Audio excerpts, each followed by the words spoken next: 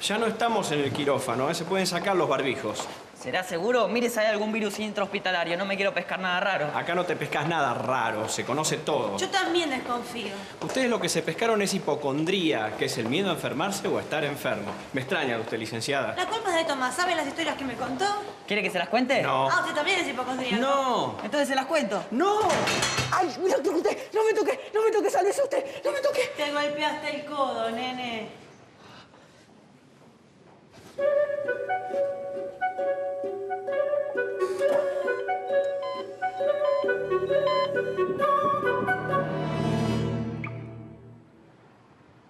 La elaboración de diagnósticos es fundamental en el sistema de salud.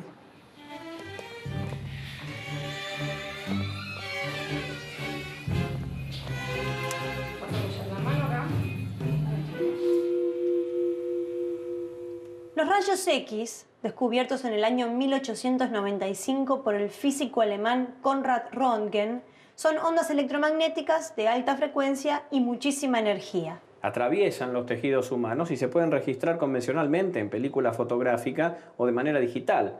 El resultado es una placa radiográfica.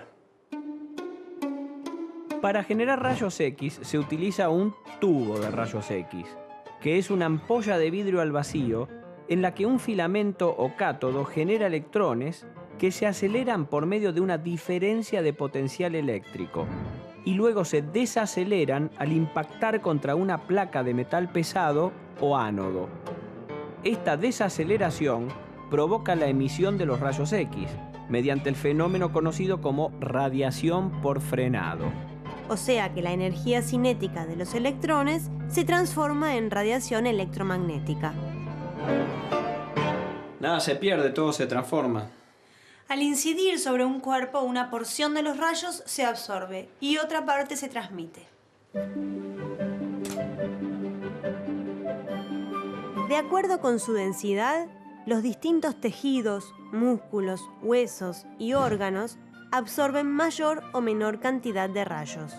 Así, la radiación transmitida a través del paciente puede ser detectada y registrada para crear una imagen plana. El chasis de la placa radiográfica contiene pantallas reforzadoras que convierten los rayos X en luz, o sea, en ondas del espectro visible, para que puedan ser registrados por una película fotográfica que al revelarse resultará en la radiografía. ¿Está todo en orden? Sí, primero el pulgar, al final el meñique. ¿En serio? ¿Tengo algo? Susto, miedo, temor. ¿Querés que siga? Puedo ser grosero. Continuemos. Existen dispositivos llamados intensificadores de imágenes que convierten la radiación X en una señal de luz visible. Así, la imagen de rayos X puede ser captada con una cámara de video y transmitida a un monitor. Esta técnica se llama radioscopía y es muy utilizada, por ejemplo, durante cirugías traumatológicas. Además, hay detectores que convierten los rayos X en una señal eléctrica, que amplificada y digitalizada se puede almacenar en una computadora y grabar en un medio digital, como un CD, un DVD o un chip de memoria para compartirla en una red o para enviarla por correo electrónico. Pero la imagen bidimensional tiene un límite. No permite distinguir órganos, tejidos o músculos superpuestos y se obtiene muy poca información de profundidad y poco contraste entre tejidos de similares densidades. La solución de ese problema fue este aparatito. ¿Acá me encontrarán algo? Te gustaría, ¿no? El tomógrafo axial computado fue inventado por el ingeniero británico Godfrey Newbold Hounsfield en 1970. Este equipo de rayos X desplaza el conjunto tubo detector alrededor del paciente, tomando múltiples proyecciones que se procesan para obtener imágenes entajadas o cortes transversales a medida que la camilla avanza. Un software de procesamiento de imágenes superpone los diferentes cortes transversales y así se obtiene una imagen en 3 dimensiones. ¿No será peligroso tantos rayos X? Me estoy poniendo verde.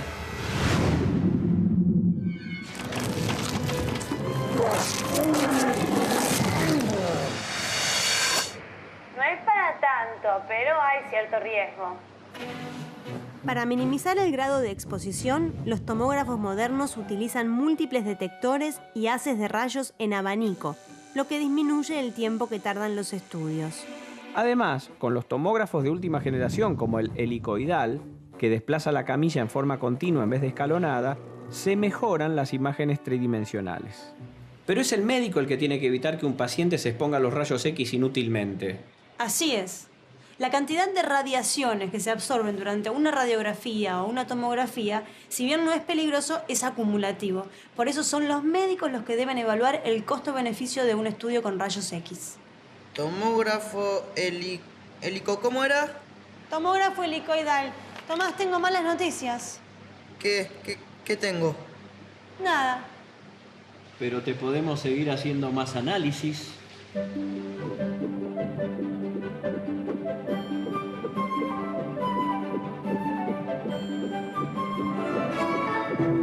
¿Ese soy yo? Es un feto. Buah, usted tampoco es Brad Pitt. La ecografía obtiene imágenes de órganos y masas interiores con fines de diagnóstico.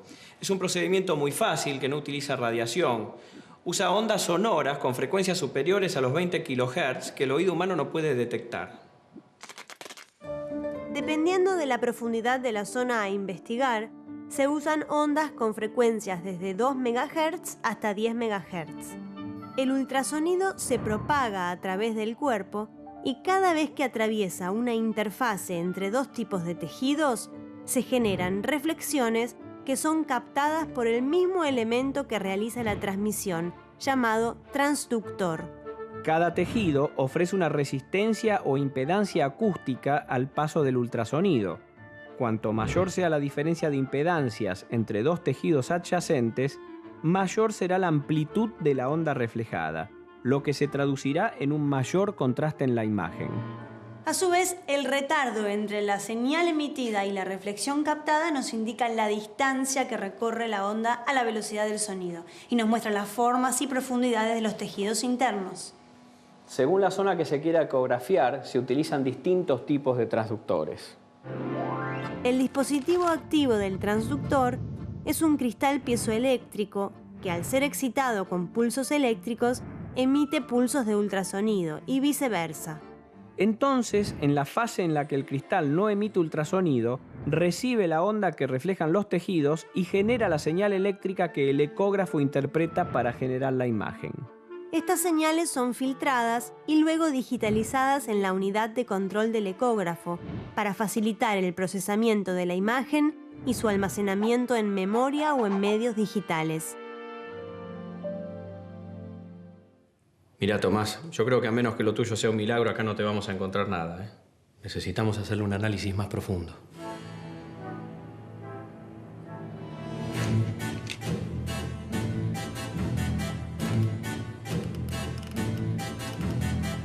Si buscamos una visualización más directa de alguna zona interna del cuerpo, la respuesta es la endoscopía. ¿Duele? Bueno, Tomás, como decía Einstein, todo es relativo. Esta técnica le permite al médico ver órganos, tubos y cavidades internas del cuerpo humano por un instrumento óptico que es introducido y conducido hacia la zona de interés por orificios naturales, como la vía oral o rectal, o por incisiones quirúrgicas. Me siento mejor, así que yo mejor me voy yendo a casa. No te preocupes que según la endoscopía se da anestesia local o total. Total. El endoscopio permite diagnosticar enfermedades y es un instrumento terapéutico mínimamente invasivo, que entre muchas otras cosas posibilita la extirpación de pólipos y la colocación de prótesis esofágicas. O la administración localizada de sustancias para controlar una hemorragia digestiva y así evitar una cirugía de urgencia. ¿Te gusta el cine, Tomás? Sí, yo siempre quise ser actor. Bueno, ahora te voy a llevar al estrellato. En los videoendoscopios, las imágenes se obtienen por medio de una cámara de video basada en un pequeño chip semiconductor llamado CCD, compuesto por una matriz o cuadrícula de fotosensores que generan una señal eléctrica a partir de la luz que reciben. Y como las cavidades internas del cuerpo son oscuras, el endoscopio también ilumina la zona de trabajo con lámparas o por medio de fibras ópticas que conducen la luz desde una fuente hasta el cabezal. Las fibras ópticas están hechas de dos materiales dispuestos en forma concéntrica que tienen diferentes índices de refracción. Por eso, cuando la luz penetra en la parte interna con un ángulo adecuado, rebota contra sus paredes y es guiada a través de la fibra. Además, para poder observar en todas las direcciones, el cabezal tiene un sistema de control con riendas que permite que el extremo distal realice distintos movimientos. A su vez, tiene diferentes conductos con válvulas por los cuales se puede aplicar líquido, aire o vacío. Un conducto adicional, llamado de trabajo, permite introducir pinzas especiales para realizar biopsias. Biopsia, fotosensor. ¿Qué estás anotando? Es que el sábado tengo campeonato, llegué a octavos de final. ¿Campeonato de qué? De ahorcado, con estas palabras arraso. ¿Se lo puedo aplicar yo? Las damas primero.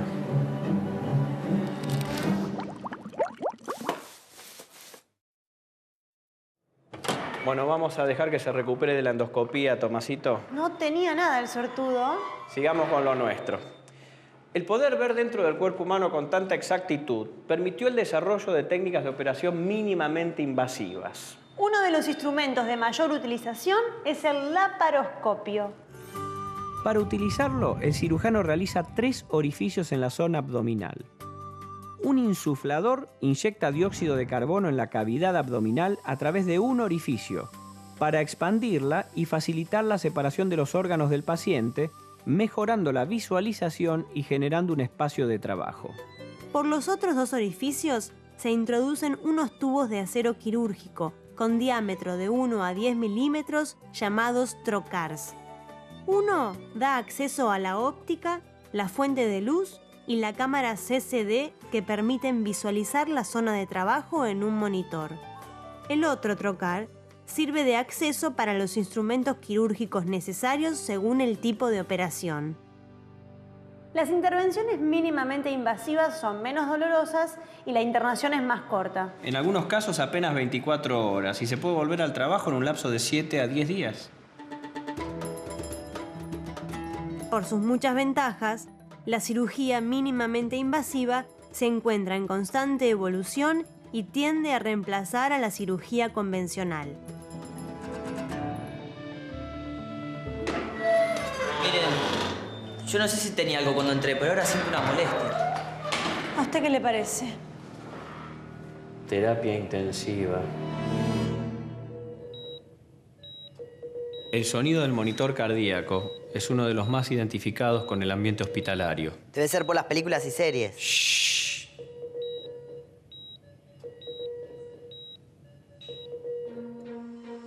El electrocardiograma registra los potenciales eléctricos generados por el corazón, llamados biopotenciales, que estimulan los músculos cardíacos que producen el bombeo de la sangre hacia todo el cuerpo, lo que permite interpretar el funcionamiento cardíaco. Los biopotenciales se captan con electrodos que se ubican en todo el cuerpo y se conectan al equipo de monitoreo a través de un cable.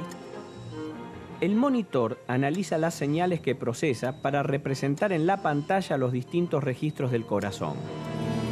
Pero a veces los síntomas se presentan fuera del hospital, por ejemplo, en una situación de estrés.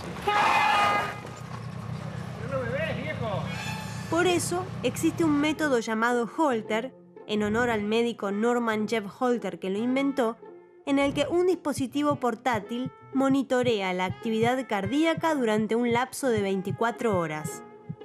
Los resultados se graban en un chip de memoria para que luego los examine el profesional.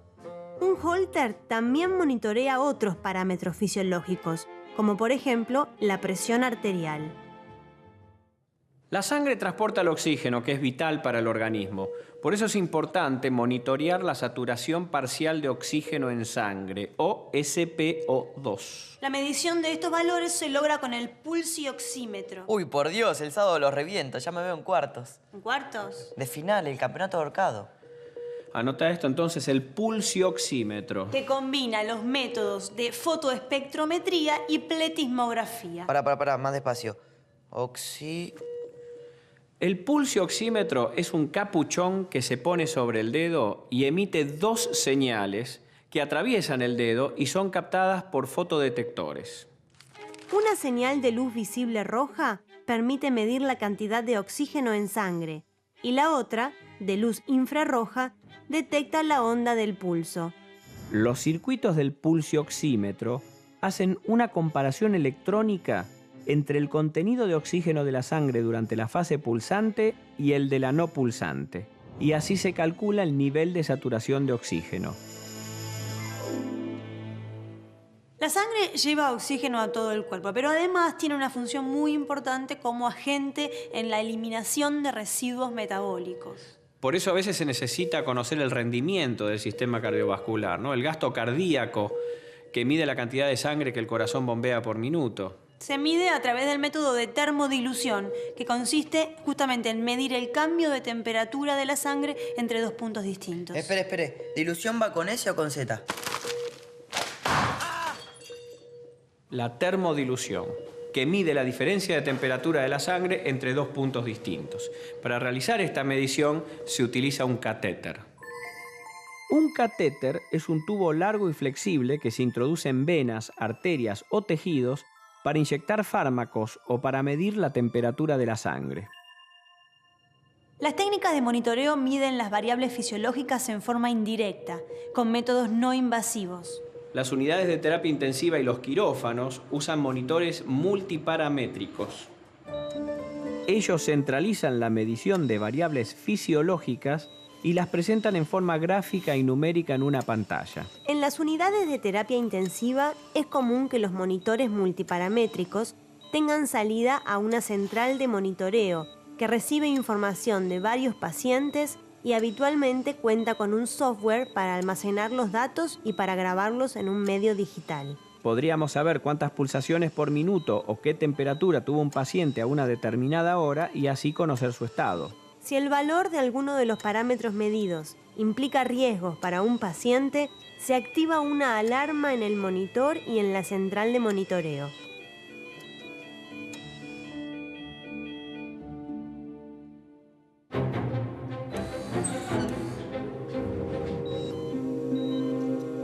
Las máquinas de diálisis pueden salvar la vida de un paciente que padece una insuficiencia renal, ya sea temporal o permanente.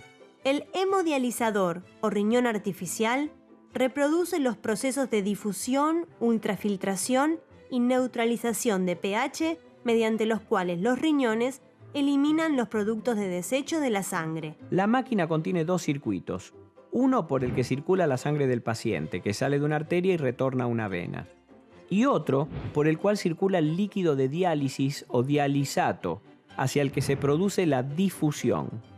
La difusión es el pasaje de sustancias de un medio de mayor concentración a otro de menor concentración a través de una membrana. En los riñones, este proceso ocurre a través de las paredes capilares. En el dialisador, una membrana semipermeable permite que las sustancias tóxicas concentradas en la sangre pasen al dialisato. Al mismo tiempo, se produce la difusión de iones desde el líquido de diálisis a la sangre para regular el pH sanguíneo. Y también por medio de una diferencia de presiones entre la sangre y el líquido de diálisis, se realiza un proceso de ultrafiltración que elimina el exceso de agua de la sangre. Entonces, la presión del dialisato tiene que ser menor que la presión sanguínea. Los dispositivos de asistencia ventricular o DAB complementan la función del corazón. Le permiten al paciente restablecer un volumen de flujo sanguíneo que le permita vivir. Los DAB son utilizados hasta la recuperación cardíaca, el trasplante o el reemplazo por otro dispositivo de uso más prolongado. Dependiendo de su función, son externos o implantables. A diferencia de los DAB, los corazones artificiales totales reemplazan completamente a ambos ventrículos y a las 4 válvulas cardíacas. De todas maneras, la tecnología aún no ha desarrollado un corazón artificial que pueda ser implantado de forma permanente. Es una solución transitoria a la espera de un trasplante total de corazón. no sé si lo sabía usted, pero el primer implante de corazón artificial total fue realizado por un compatriota nuestro, el doctor Domingo Liotta, y el estadounidense Denton Cooley en 1969. Claro que lo sabía. ¿Usted me está hablando a mí?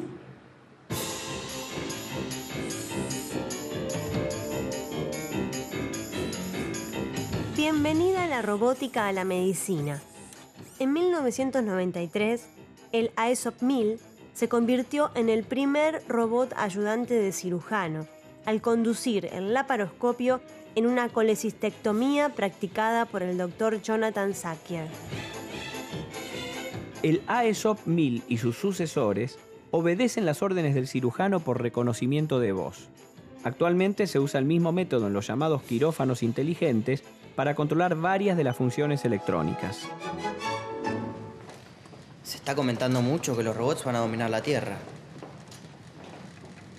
En serio, lo vi en muchas películas. Me van a decir que ustedes son de esos que no creen en Hollywood. Es que ya lo hicieron, Tomás. En la telecirugía, un robot replica los movimientos de las manos de un cirujano. En 1991, el ingeniero Philip Green desarrolló el primer prototipo para realizar telecirugía. Y casi de manera simultánea, el médico Stephen Jacobsen desarrolló brazos y manos robóticas que reproducían por transmisión inalámbrica los movimientos humanos. En 1997, Jack Himpen realizó las primeras 5 operaciones con telecirugía, pero dentro del mismo quirófano. Seguro que en cualquier momento empiezan a operar de continente a continente. No, bueno, está bien. Es que ya lo hicieron, Tomás. Fue en el 2001, cuando el cirujano francés Jacques Maréco realizó la primera intervención quirúrgica transatlántica. A través de una conexión submarina de fibra óptica de 6.200 kilómetros, el robot Zeus practicó en solo 108 minutos una cirugía abdominal en Estrasburgo, Francia, según los comandos que el cirujano le transmitió desde Nueva York, Estados Unidos. Durante el conflicto bélico Tormenta del Desierto, desatado en Irak en 1991, el cirujano del ejército estadounidense Richard Satava y Philip Green realizaron investigaciones en telecirugía satelital. ¿Usaron la guerra para experimentar con humanos? Es una realidad histórica que muchas de las actividades de investigación y desarrollo que posibilitaron avances tecnológicos estuvieron y están financiadas por los presupuestos de defensa de las grandes potencias. ¿Y cuál fue el resultado de estas investigaciones? El objetivo era atender a distancia las emergencias del campo de guerra, pero después se demostró que la interferencia satelital impedía que las operaciones se llevaran a cabo con seguridad. Y no es lo mismo perderse un gol durante un partido porque se cayó el satélite que perder de vista el bisturí durante una operación. Anda nomás, no tenés nada. Ahora me duele el hombro. Mira, yo prefiero que me opere un tipo al que le pueda hacer un juicio antes de que me operen esos robotitos que... ¿Y qué pasaría si estuvieras, ponele, en la Antártida? ¿Eh?